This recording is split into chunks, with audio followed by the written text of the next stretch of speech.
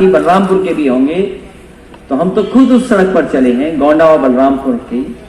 मुझे याद है कि किसी पत्रकार साथी ने अखबार में एक तस्वीर छाप की थी एक बाजार की, कि वहां पर कुछ लोगों ने धान पैदा कर रहे हैं। तो मैंने उसी दिन कहा और अधिकारियों से कि ऐसी सड़क बना दो कि जो लोग धान उसमें बोए हैं जब तक जीवित रहें तब तक सड़क खराब न हो। और शायद उसी का परिणाम है कि गोंडा बलरामपुर सीमेंट कंक्रीट की सड़क बनी है। 4 लेन बनी हो इस जिले में, या नानपारा वाली डबल लेन पेड शोल्डर जो कांग्रेस जमाने में सेंट्रल योजना और स्टेट की गवर्नमेंट के फंडिंग से थी। तो विकास के नाम पर समाजवादियों ने बहुत काम किया है।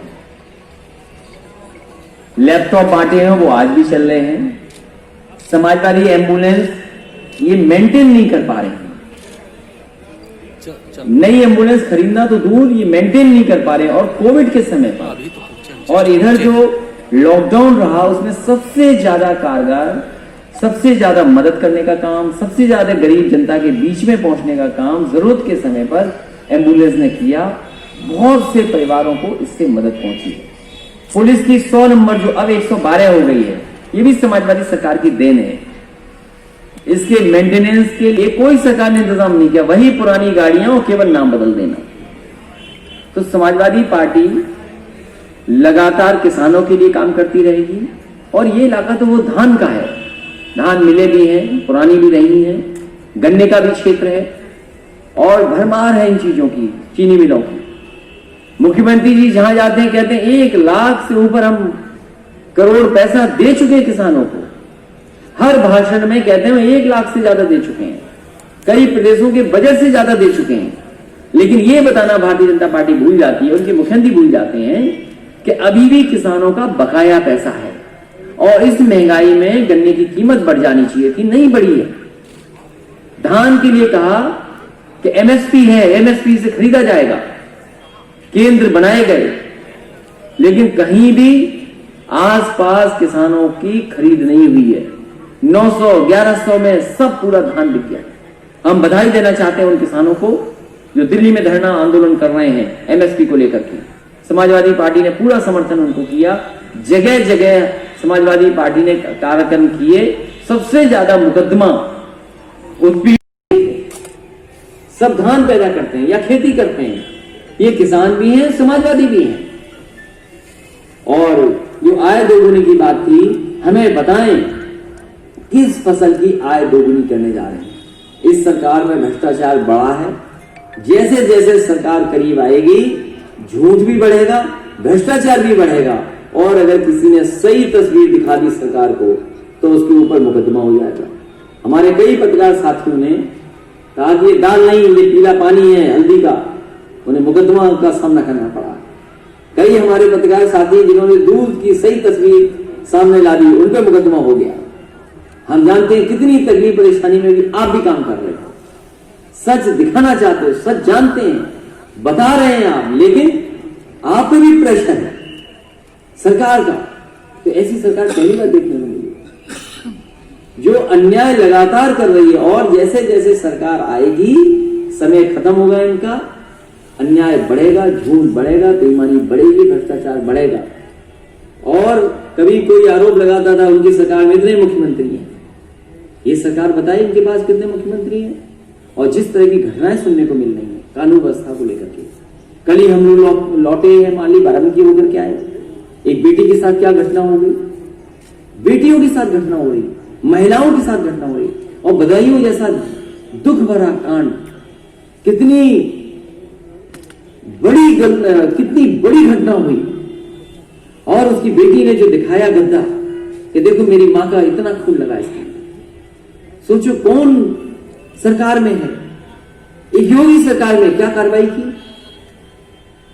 और लगातार महिलाओं के साथ हो रही घटना है। आखिर सरकार कर क्या रही है? पुलिस को किस हाल पे छोड़ दिया? पुलिस के ऊपर अन्याय कर रही है। कई महिलाएं शिकायत कर रही हैं। ये पहली सरकार है जहां पर पुलिस महिला कर्मचारी भी आरोप लगा रही है पुलिस पर। कस्टोडियल डेथ सबसे ज्यादा, बहराइच में भी घटनाएं आई है कस्टोडियल डेथ हुई है सबसे ज्यादा उत्तर प्रदेश में। ह्यूमन राइट कमीशन ने सबसे ज्यादा नोटिस दिए उत्तर प्रदेश को और मुआवजा देने के लिए कहा है। फेक इनकाउंटर्स हुए इस सरकार में। क्या है सरकार के पास जवाब? इसलिए ये सरकार जाने वाली है। गरीब, किसान, माता बहनें, नौजवान, व्यापारी सब तैयार है सरकार को हटाने के लिए। आने वाले समय में सरकार हटाने के लिए शिविर किया था। हमारा कार्यकर्ता गांव-गांव तैयारी करेगा, गांव-गांव भारतीय जनता पार्टी का मुकाबला करेगा। सर, तांडव फिल्म को लेकर के तांडव मचा हुआ है देश में, क्या कहना है? भारतीय जनता पार्टी कोई भी ऐसा मौका नहीं छोड़ती जिससे ध्यान न हटा दिया जाए। ये तांडव पे भारतीय जनता पार्टी के लोग इसलिए तांडव कर रहे हैं, सरकार इसलिए तांडव कर रही है क्योंकि वो किसान के मुद्दे को जिंदा नहीं रखना चाहती। किसान वो आंदोलन कर रहे हैं, बताइए उन्हें आतंकवादी बोल रहे हैं, एनआईए से जांच करा रहे हैं, क्या है? और फिर तांडव पे ही क्यों? हम और आप सबके पास वो प्लेटफॉर्म्स हैं, उन प्लेटफॉर्म पे देखिए। हमने आपने मिर्जापुर देखा, क्या मिर्जापुर में कितनी शिष्टाचार वाली भाषा थी, कितने शिष्टाचार वाले शब्द आए थे। वो लगता कोई ऐसा उत्तर प्रदेश का रहा होगा जहां से उस शिष्टाचार की भाषा निकली है। और भी हैं सीरियल्स, न जाने कितने होंगे ऐसे। तो ये तांडव पर इसीलिए कर रही है भारतीय जनता पार्टी की सरकार जिससे किसानों का मुद्दा हट जाए, बेरोजगारी का मुद्दा हट जाए, उन पर सवाल नहीं हो। उन प्लेटफॉर्म पर न जाने कैसे कैसे चल रहे हैं ऐसे ऐसे कार्यक्रम है जिनके बारे में हम आज सोच नहीं सकते। आजम खां के मुद्दे को लेकर काफी बवाल मचा हुआ है, लेकिन अभी तक आपका कोई दृढ़ बयान नहीं आया है उसको लेकर के, क्या बताएं? देखिए, मिर्जापुर में एक्टिंग तो अच्छी थी, भाषा थोड़ी खराब जरूर रही होगी। हम तो देख नहीं पाए, समय नहीं मिला, पूरा नहीं देख पाए। लेकिन एक पंचायत है एक प्रोग्राम सीरियल, तो वो तो मैंने भी देखा। और ऐसा प्रधान होना तो बड़ी खुशनसीबी होती है। ऐसा ही प्रधान हो। सर, आजम खां आपके पार्टी के कद्दावर लीडर थे, आज उन पे बहुत से मुकदमे लग रहे हैं। विपक्ष कई लोग इल्जाम लगा रहे हैं कि आजम खां पर समाजवादी कोई तवज्जो नहीं दे रही, उनकी जो बाइक छूटी वो अपने दम पे छूटी, समाजवादियों ने कोई नहीं। तो क्या मतलब आजम खां को दूध की मक्खी की तरह किनारे कर दिया जाएगा? कुछ बातें हैं जिनको कोई नहीं कह सकता। समाजवादी पार्टी, समाजवादी नेता आदरणीय आजम खां साहब की कर रही है। पहले दिन से विधानसभा हो, विधान परिषद हो, लोकसभा हो, लोकसभा में स्पीकर से मिलने मैं और आदरणीय आजम खां साहब खुद गए थे। और जो डीएम, एसपी के बारे में समाजवादी पार्टी ने कुछ सवाल उठाए थे, जो आईपीएस थे वहां पर, उन्हीं आईपीएस ने समाजवादी पार्टी के एमएलसी पर मुकदमा दर्ज कर दिया दिल्ली हाई कोर्ट में।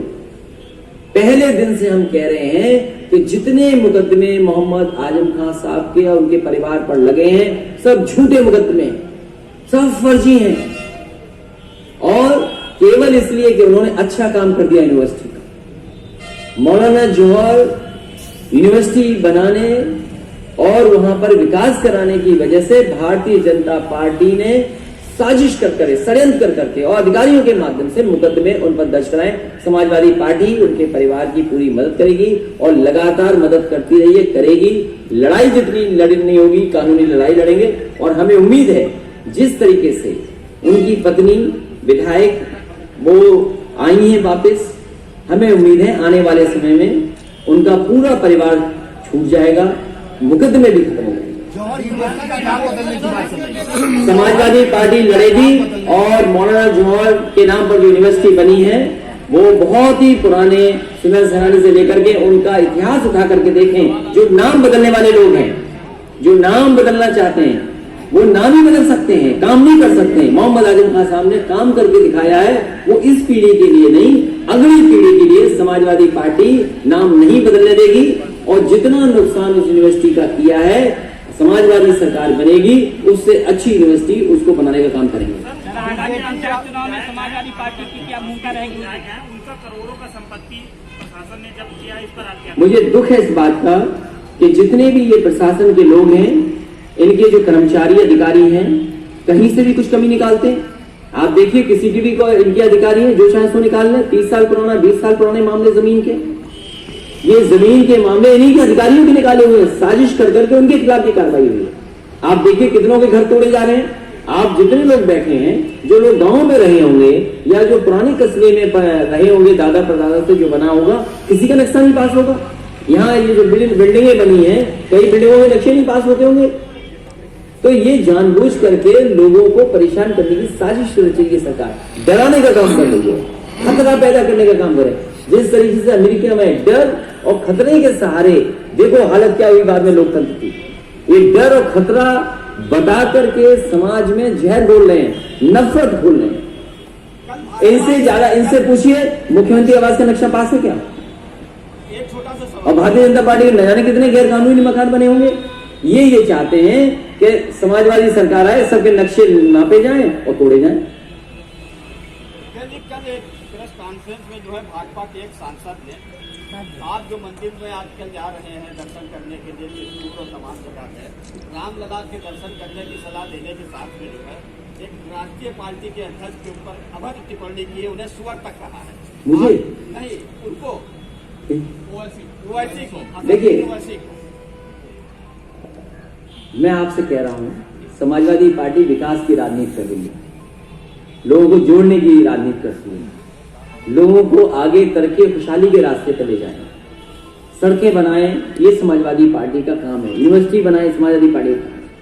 बिजली सही उपलब्ध कराएं, चीनी मिलें लगाएं, ये समाजवादी पार्टी का काम है। 22 में उत्तर प्रदेश में एक नया राजनीतिक समीकरण बन रहा है, ओवैसी की उत्तर प्रदेश में एंट्री आखिर कितना प्रभाव लगेगा? समाजवादी लोगों ने बहुत लड़ाइयां लड़ी हैं और 2017 का रिजल्ट हमने पलट करके देख लिया है। और क्योंकि आप बहराइच, श्रावस्ती, सिद्धार्थनगर, बलरामपुर, गोंडा की राजनीति को अच्छी तरह समझते होंगे, मैंने बूथ बूथ उठा करके देख लिया, पन्ने पलट करके देख लिया। हमें केवल समझाना है और पूरा ये जिले आसपास के समाजवादी पार्टी जीतेगी और हमें मौका देना है लोगों को। आगामी पंचायत चुनाव में समाजवादी पार्टी की क्या भूमिका रहेगी? समाजवादी पार्टी सरकार बनाएगी, ऐतिहासिक सीटें जीतेगी। बीजेपी राम मंदिर पर चंदा मांग रही है, क्या राम से बीजेपी के हैं? समाजवादी पार्टी का मानना है हम जितने भी हिंदू लोग हैं, हम दक्षिणा देते हैं। हमारी वैदिक जो परंपराएं हैं, जो हमारी ट्रेडिशंस हैं, उसमें दक्षिणा देने की परंपरा है, चंदा वसूलने की परंपरा नहीं है। और आप तो सोचो, जरा हिसाब किताब देखिए, एक उप मुख्यमंत्री हैं, उन्होंने कभी पर्ची छपवा ली थी शायद चंदे की, उसमें मुकदमा दर्ज था उनके।